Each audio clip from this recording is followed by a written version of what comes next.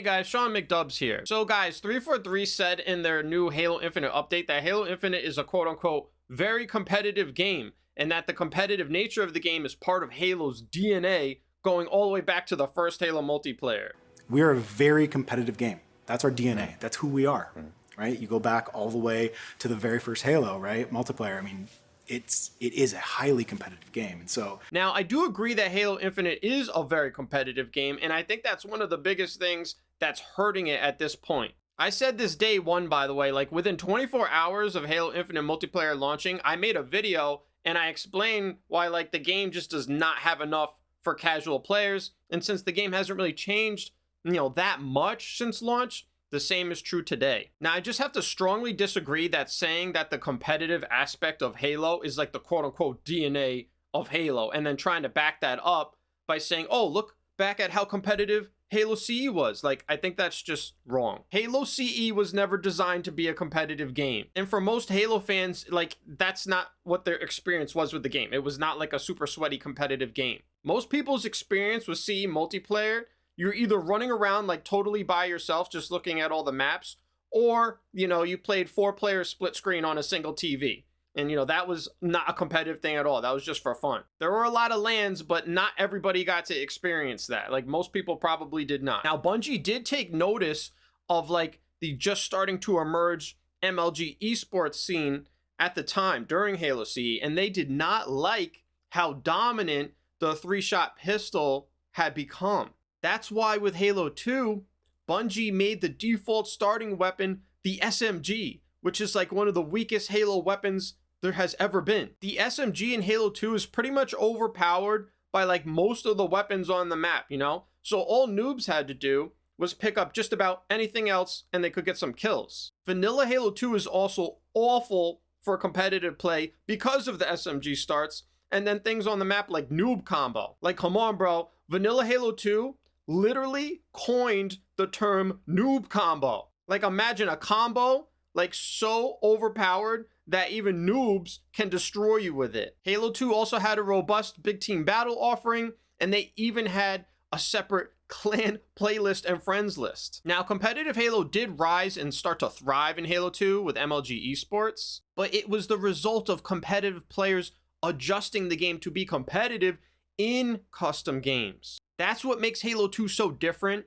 from Halo Infinite, because like the base Halo 2 game is basically a noob game that can be made competitive in custom games, whereas Halo Infinite is like literally the exact opposite. Now, also important to note is that during the rise of Halo competitive with like Halo 2, Bungie really resisted it and resisted Major League Gaming, MLG. Bungie felt that competitive Halo basically went against, the very core design of Halo, which to them was making Halo more of a party shooter filled with like shenanigans. Now, Bungie did compromise a little bit. They gave us Team Hardcore in Halo 2, but they went out of their way to make Halo 2 even more casual friendly, all right? Which is probably why it's the overall most loved Halo game still to this day. That's why Halo 3 has like noobed up things like Bubble Shield, and the overall pace is definitely much slower than Halo 2. So to me, as a longtime fan who knows all this stuff, hearing 343 say just yesterday that the DNA of Halo is competitive, to me shows they unfortunately don't really understand why Halo was so popular back during the golden age of Halo. Halo was most popular when it focused on fun first and included enough settings for competitive players to make the game competitive. Halo Infinite is like the opposite of this. It's very competitively focused out of the box, and then customs are so broken that casual players can't even effectively make fun new modes. I mean, you can't even like save a game mode. The sandbox in Halo Infinite is clearly designed for competitive play, right? It has very carefully tuned weapons, and almost all of them are effective in the right scenario, but they do require a level of like mastery, like the skewer, for example, that most noobs usually never achieve. Now, 343 did say that their competitive focus doesn't mean ignoring social players in the update. That doesn't mean abandoning social players. That's not what that means. But it is about fairness and competition. But the thing is that when you look at the Halo Infinite roadmap they just released, it's basically devoid of the more, social and casual things that the bulk of the longtime Halo fans want and love. According to this roadmap, Infection is not going to be in the game until like June of next year earliest, after Season 3 with Season 4, which is what I heard. I heard Infection's coming in Season 4. That's a little over 9 months from now. And then look at the new like shroud screen equipment piece in the Bandit rifle. These look more like new things intended to freshen up competitive play rather than like appeal to more casual players. Like a casual player is not going to super effectively be able to use the shroud screen. That's obviously going to be something that more competitive players can use. Now on the roadmap, we do have Forge. Forge will definitely allow the community to create social modes, right? But without a custom game browser, the vast majority of the player base isn't going to have an easy enough way to enjoy those modes. Casual fans are simply not going to be willing to put in the extra effort to try and like join discords and try to put together like custom game nights, right? When they can just go press a couple buttons and go play a more complete game instead. Since 343 by their own words is so focused on competitive, I'm honestly really worried that they don't see how important it is to identify as soon as possible after Forge comes out the best casual modes, right, that the community makes with Forge, and then focus on getting them into one or more playlists like as fast as possible. And then ironically, like 343 says they're so focused on competitive, but nowhere on this roadmap or in the update video did they like explicitly by name mention desync and lag compensation issues with this game. They sort of mentioned like stability and whatnot, but they didn't mention desync and lag compensation issues in the lag.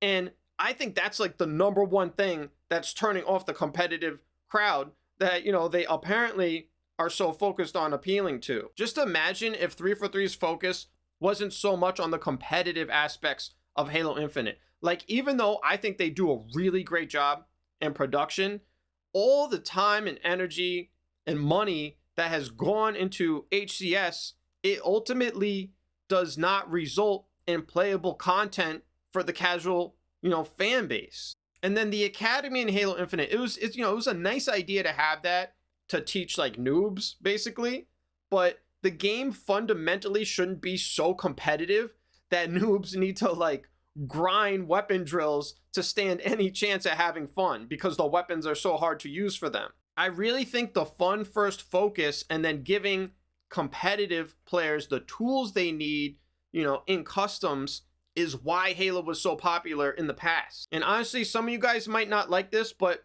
there is a modern day game that provides evidence that this combination of doing fun first, right, is still the best way to go. One of, if not the most popular shooter game ever at this point, single game, Fortnite, it follows this exact formula. When Fortnite launched, it was the opposite of a competitive game, because like anybody who's played it knows it contains a ton of RNG, unbalanced weapons, and mechanics. But it was just so fun, even for noobs. Fortnite does have a big competitive scene now, and Epic Games tries to do what it can, to appeal to it. But over the past 4 years, Epic Games has not failed to keep adding all kinds of fun first content updates to the game. If you don't follow Fortnite, a big trend with Fortnite that you see over and over is Epic does an update, adds a bunch of fun stuff, and then the competitive crowd complains because things are like OP. They complain, but it's still one of the most popular games on Earth. And that's because the casual players that make up the bulk of the fan base, they love that kind of stuff. Halo Infinite still has the potential to have more fun added to it, okay? But 343 needs to get started, right? And they can start by adding staples such as like Infection. So to conclude, like I honestly think this is one of the reasons that so many fans are disappointed by the roadmap. Like beyond just the delays and everything, it really is just more of the same, this roadmap. Casual and longtime Halo fans, who I think are surely the bulk of the fan base at this point, they still don't have all that much to look forward to with this roadmap. Like, are casual players really looking forward to the Bandit rifle? Like, from what we've seen, it's not going to be that easy to use it, Are they really looking forward to having to master the shroud screen, stuff like that? All I'm saying is if you lose the casual fans, you're eventually going to lose the competitive players. But if you keep the casual fans happy the game will remain popular, which helps the competitive scene maintain and grow itself. Add more fun to the game, and then people will come back to have fun. And then the game is more fun, and then it is more popular. I have spoken.